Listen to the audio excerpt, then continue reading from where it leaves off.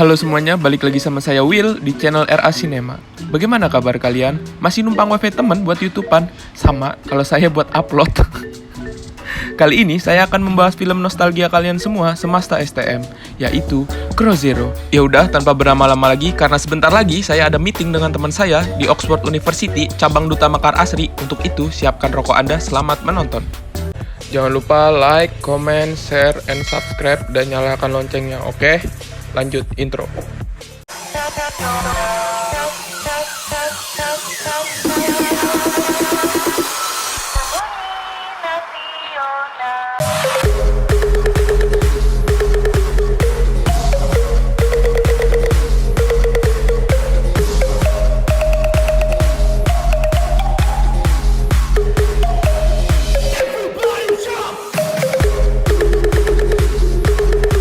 Cerita akan berfokus pada satu sekolah SMA yang bernama Suzuran. Sekolah ini memprioritaskan kekuatan daripada ilmu pengetahuan. Adegan berpindah kepada seorang murid yang menghapus coretan di dinding atap sekolah. Ia adalah Takiya Genji. Genji adalah murid pindahan baru yang masuk ke Suzuran di kelas 3. Ia menghapus coretan di dinding yang dimana coretan tersebut adalah nama jagoan di sekolah, yaitu Tamao Serizawa. Ia ganti dengan namanya sendiri. Pada saat hari itu juga, sekolah SMA Suzuran sedang mengadakan upacara penyambutan siswa baru. Bukannya tertib, mereka malah gelut dan berkelahi.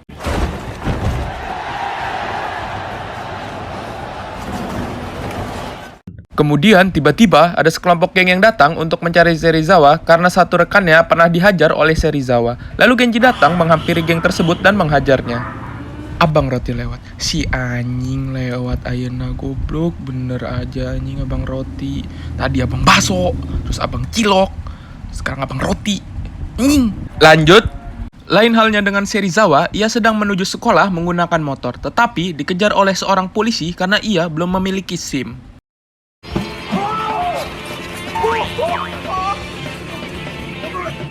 Kembali ke adegan di mana Genji berhasil mengajar anggota geng tersebut. Tiba-tiba, Serizawa datang menggunakan motornya dan menabrak pagar.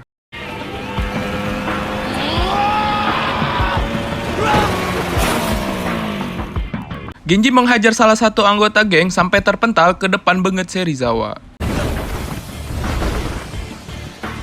Itulah awal pertemuan Genji dan Serizawa. Pada malam harinya, Genji datang ke klub malam bertemu dengan Ruka. Ruka adalah salah satu penyanyi yang diandalkan di klub tersebut.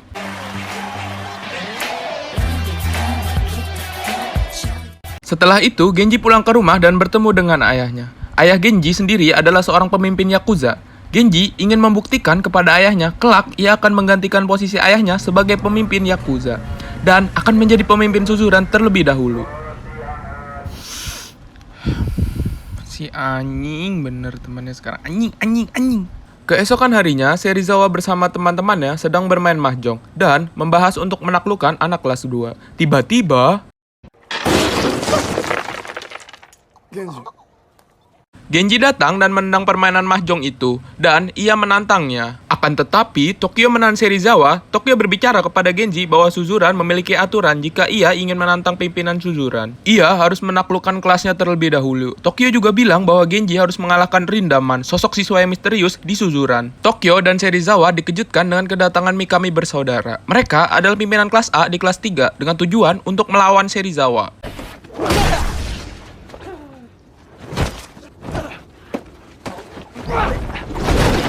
Lalu, Genji bertemu dengan Rindaman. Ia adalah sosok misterius atau yang bisa dibilang monster di Suzuran. Terbukti, orang lain melihat dia langsung kabur. Seperti orang habis nempok jurik. Tah, serem kan? Seperti jurik kebon? Kemudian Genji bertemu dengan Takeru, salah satu anggota geng yang menghampiri Serizawa di awal cerita. Ia mengaku kepada Genji bahwa ia adalah alumni sekaligus pimpinan terdahulu di Suzuran.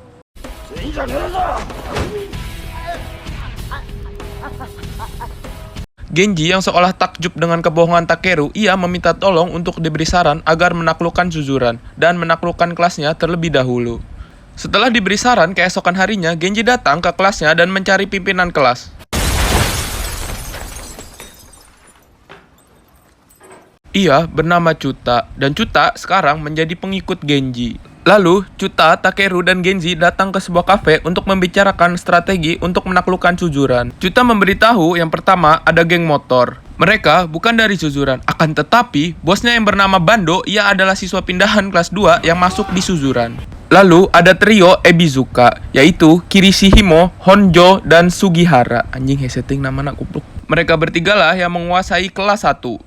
Lalu Genji memotong omongan Chuta dan bertanya, siapakah Rindaman? Lalu Chuta menjawab bahwa Rindaman hanyalah pengamat perang di Suzuran. Lalu Chuta berbicara bahwa kelas A, Miami bersaudara, sudah dikalahkan Serizawa dan menjadi pengikutnya. Kemudian, ada kelas C yang dipimpin oleh Makise. Ia adalah pemimpin yang bernyali besar, walaupun Serizawa sering menang, berkelahi oleh Makise. Akan tetapi, Makise tetap tidak mau menjadi pengikutnya. Kemudian, ada kelas D, yaitu Izaki. Dan yang terakhir dijuluki monster, yaitu the one and only Tamao Serizawa. Ia memimpin kelas A dan B. Ia adalah orang yang paling mendekati sebagai pemimpin Suzuran. Chuta menyarankan untuk merekrut Makise. Kelemahan Makise yaitu wanita. Genji menemui Makise dan mengajaknya untuk ikut kencan dengan wanita. Dan akhirnya Makise bergabung dengan Genji. Halalala, si anjing wanita, goblok kelemahannya.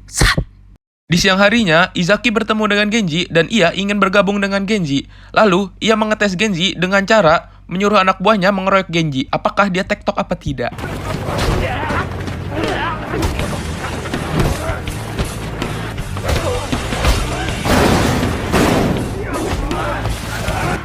Genji kalah melawan anak buah Izaki. Saat Izaki memperhatikan Genji yang hampir berhasil menaklukkan anggota kelasnya, ia kagum dengan wajah Genji yang tidak ada rasa takut. Akhirnya, Izaki mau bekerja sama dengan Genji dan membuat geng yang dinamakan GPS, yaitu Genji Perfect Seiha. Tokyo khawatir dengan perkembangan Genji dan berbicara kepada Serizawa, namun Serizawa memilih untuk diam. Tokaji, si tangan kanan Serizawa, berinisiatif sendiri untuk menyerang anggota GPS tanpa sepengetahuan Serizawa. Tokaji berhasil menghabisi Izaki dan menggantungnya dengan batuan anak buahnya. Melihat hal itu, Genji marah besar dan ingin menghampiri kelompok Serizawa sendirian karena ia merasa dia tektok dan kebal. Namun, Makise menghentikannya karena kelompok kita masih kalah jumlah. Di malam harinya, di sebuah bar, Makise dan Genji tak sengaja bertemu dengan Serizawa dan Tokyo. Dengan muka penuh amarah, Genji langsung lari menghampiri Tokyo dan berniat menghajarnya. Namun, dihentikan oleh Serizawa. Saat Genji ingin keluar bar, Tokyo tak disangka kejang-kejang. Dan ternyata, Tokyo memiliki penyakit tumor di dalam otaknya. Keesokan harinya, Genji mengamuk tanpa sebab dan memaksa di setiap ruangan kelas untuk menjadi pengikutnya. Makise pun menghentikan Genji dan tiba-tiba anak buahnya datang menghampiri Genji dan memberitahu bahwa Chuta dihajar oleh Tokaji karena ia ingin merekrut anak kelas 1. Genji berniat ingin menghajar Tokaji sendirian dengan tongkat baseballnya. Tetapi Makise menghentikannya lagi. Ia menjelaskan kalau Genji masih terpancing emosi dengan anak buah Serizawa, maka GPS akan bubar karena Makise sudah muak dengan ulah Genji. Makise pun keluar dari GPS dengan pikiran yang campur aduk. Genji menceburkan diri ke kolam. Si anjing malah nyungsur ke kolam, bangsat. Adegan berpindah ke Takeru. Ia disuruh bosnya untuk membunuh anak dari saingan Yakuza yang tak disangka anak itu adalah Genji. Di mana bos Takeru ingin memulai perang dengan ayah Genji untuk memperluas daerah kekuasaan. Kemudian, Takeru bertemu dengan Genji di dermaga. Di sana, ia ingin berniat membunuh Genji. Akan tetapi, Takeru mengurungkan niatnya karena Genji sudah ia anggap sebagai teman dekatnya. Dan Takeru ingin melihat Genji mencapai puncak dan memimpin Suzuran. Lalu Serizawa datang dan bertemu Genji. Ia memberitahu bahwa Tokyo akan segera dioperasi. Lalu Serizawa pun pergi. Keesokan harinya, anggota GPS bertemu dengan Izaki yang sudah sembuh dari lukanya. Pada siang harinya, teman Genji yang bernama Ruka diculik oleh kelompok geng. Saat dikurung, ia menelpon Genji bahwa ia diculik oleh geng yang memiliki jaket berlambang tengkorak di belakangnya. Lalu ia menyebutkan nama Bando. Mendengar hal itu, Genji dan GPS langsung menuju markas Bando dan menyerang mereka.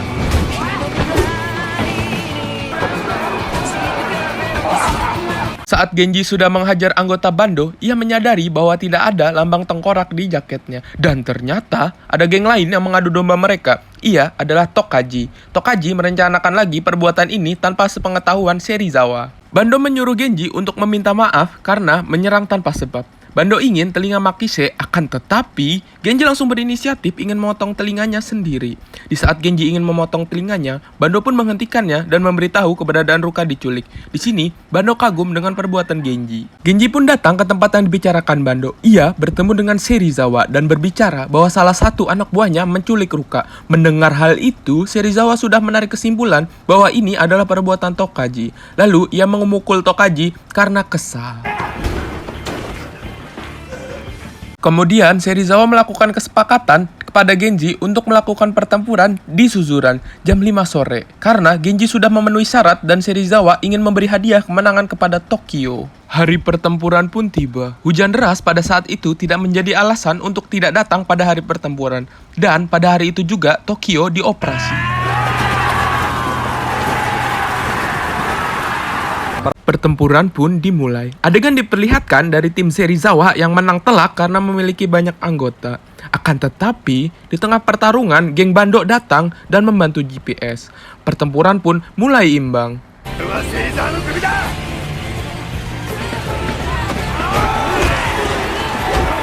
Dan akhirnya, pertarungan El Clasico pun terjadi antara Genji melawan Serizawa. Genji! Serizawa!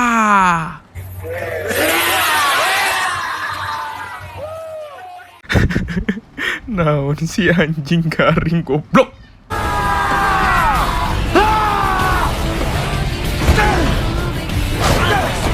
Dan pertarungan itu dimenangkan oleh Genji. Dan Genji pun menjadi pemimpin Suzuran. Dan proses operasi Tokyo berjalan dengan lancar. Di akhir cerita, Genji pun menantang orang terkuat di Suzuran, yaitu the one and only Rindamen.